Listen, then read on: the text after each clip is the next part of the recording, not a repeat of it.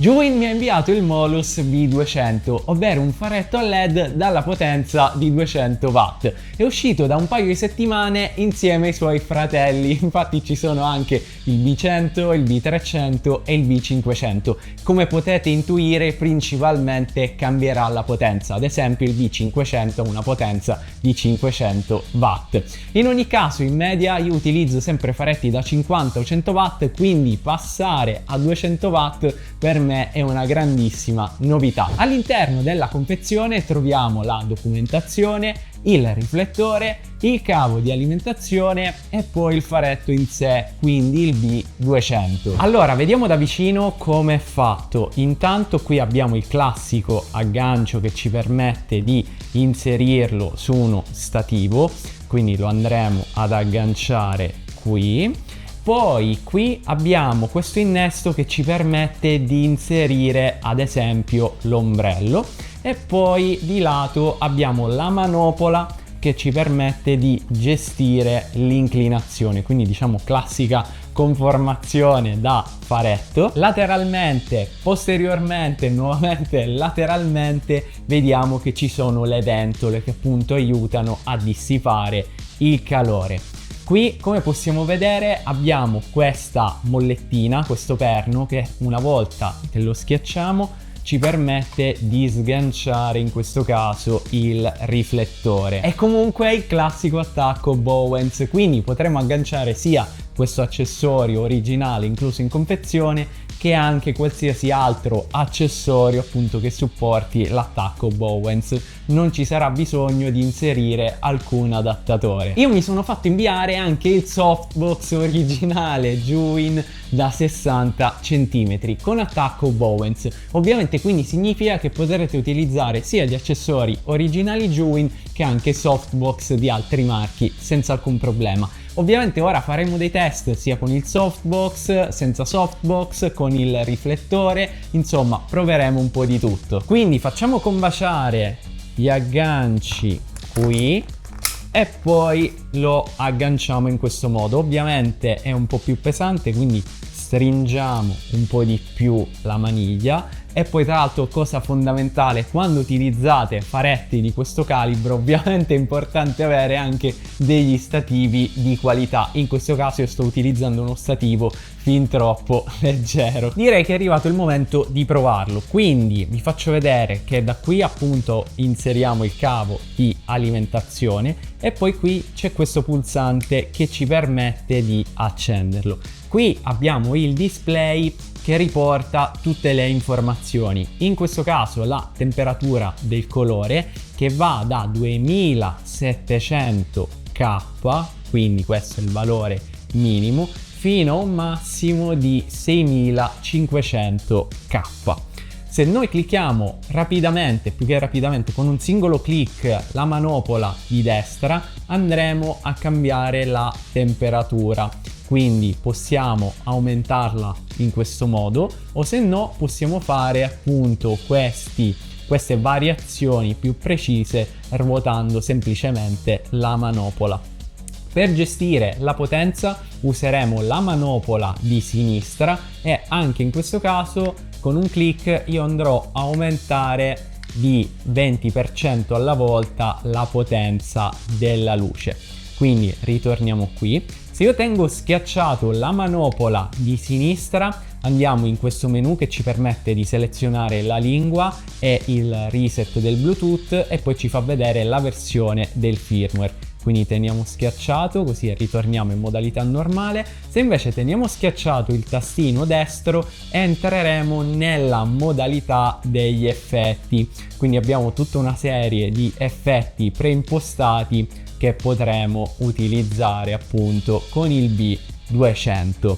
Ma la cosa molto comoda è che è dotato di connessione wireless. Ma direi di iniziare a testare effettivamente questo faretto e purtroppo oggi il modello sarò io. In questo momento il softbox non è montato, è semplicemente il B200 senza riflettore, è impostato comunque al 10% di potenza. Ora lo gestisco direttamente dall'applicazione, quindi una grandissima comodità, e ho qui gli occhiali da sole. Non prendetemi prendetemi per pazzo, ma dato che è veramente un puntino piccolissimo concentrato di luce, non vorrei bruciarmi la retina.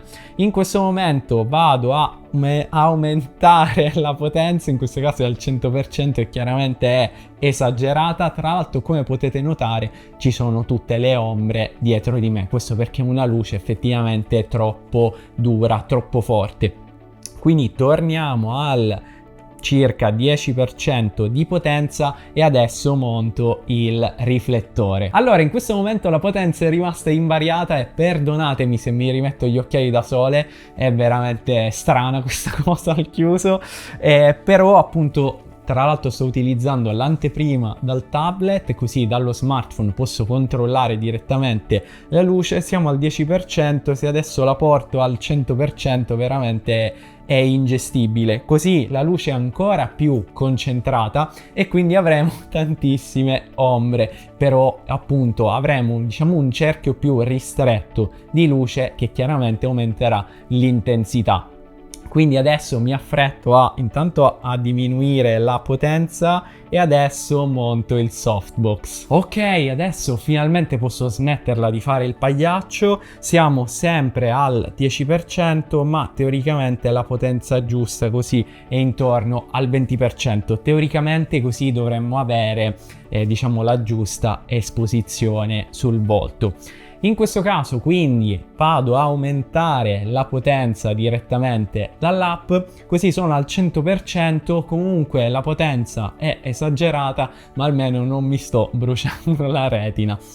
Allora, torniamo al 20% e direi anche di mostrarvi l'app. Da qui possiamo gestire appunto un po' di valori. Oltre alla potenza che già appunto ve l'ho fatta vedere più volte, e quindi torniamo circa al 20%, possiamo cambiare anche la temperatura del colore. Quindi posso passare a, in questo caso, un minimo di 2700K fino a un massimo di 6500K. Ovviamente possiamo gestire come meglio crediamo la nostra appunto temperatura del colore, ma abbiamo anche dei preset che ci permettono di andare rapidamente a queste impostazioni e se ad esempio poi clicchiamo il tastino qui sopra la spegneremo, quindi andrà più che altro in stand-by, la potremo poi riaccendere. Ma una funzione che mi piace di questa applicazione è che possiamo matchare le varie luci. Infatti io clicco su CCT Pair, punto qui su questa luce e mi dice che dovrebbe essere così, quindi 4650. E quindi l'ha impostata in questo modo. Quindi da questa applicazione possiamo fare veramente tantissime cose, più che altro diventa una grandissima comodità nel momento in cui appunto dobbiamo gestire la luce e non vogliamo andare a modificare i singoli parametri direttamente appunto sul LED stesso. Non manca poi la possibilità di selezionare dei preset, più che altro li possiamo creare in modo che poi possiamo andare a riprenderli in base alla situazione. Magari io mi creo il mio preset per lo studio e poi in altre situazioni cambio tutti i valori, ma quando poi ritorno in studio posso selezionare appunto quello che già avevo creato in precedenza. Ma torniamo a un valore di circa 5500K e vi volevo far vedere un altro accessorio, ovvero all'interno della confezione del softbox è inclusa anche la griglia. La griglia cosa fa? Restringe il campo della luce, più che altro in questo caso sul soggetto, quindi si espanderà di meno sullo sfondo. Quindi la monto e adesso, come vedete, la luce è cambiata. Dovrei teoricamente aumentarla un pochino per il mio volto, però appunto si espande diversamente rispetto a quando non la utilizziamo. Ovviamente in base alla situazione potremo scegliere se usarla o meno. Prima di passare alle conclusioni vi volevo far sentire quanto è rumoroso. Ora, io l'ho utilizzato spesso al 20% e quindi mi ero anche dimenticato della presenza delle ventole e quindi l'ho impostato al 100% circa mezz'ora fa e questo è il risultato. Probabilmente parlando non le sentirete, forse in silenzio sì, ma magari mi avvicino un po' col microfono.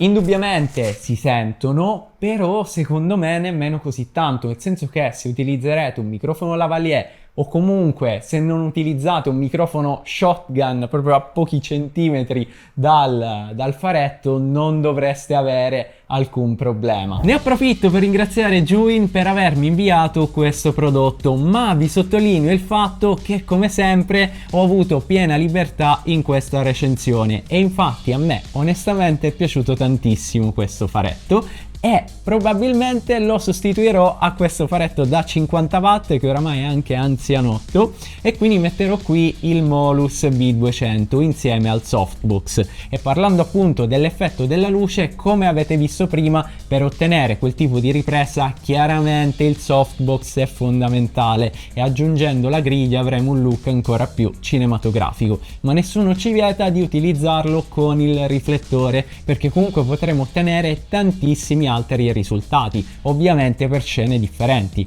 Ad esempio, comunque possiamo utilizzare il riflettore per far entrare la luce magari da una finestra o magari lo possiamo puntare sul tetto per illuminare tutta la stanza. Insomma, come sempre con le luci possiamo combinare veramente di tutto. Allora, il prezzo è di 399 euro e vi lascio il link in descrizione, ma se vi interessa un faretto molto potente ma a batteria potreste dare un'occhiata a questo video.